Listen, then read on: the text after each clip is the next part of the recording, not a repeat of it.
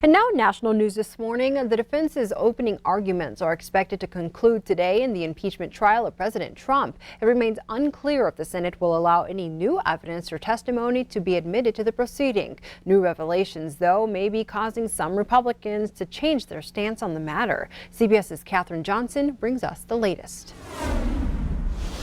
Attorneys for President Trump took turns hammering at the impeachment case brought by House Democrats. Purely non-criminal conduct, including abuse of power and obstruction of Congress, are outside the range of impeachable offenses. The president's team mostly ignored the just revealed allegations by former National Security Advisor John Bolton.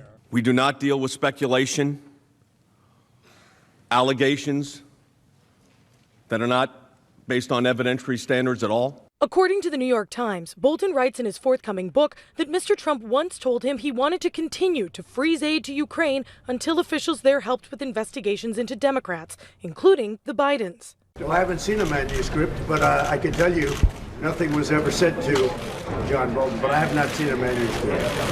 I guess he's writing a book. I have not seen it. The allegations are adding to the pressure on Senate Republicans to allow witnesses to appear at the impeachment trial.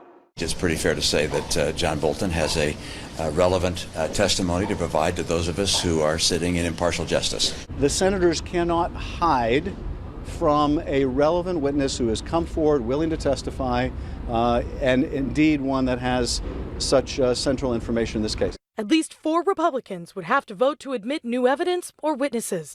Katherine Johnson, CBS News, Capitol Hill. Democratic Senator from Alabama Doug Jones floated the idea of subpoenaing Bolton's book if Bolton himself isn't called to testify. After the opening arguments, senators will have 16 hours to ask questions of both sides. Their questions must be in writing and submitted to Chief Justice John Roberts, who is presiding over the trial.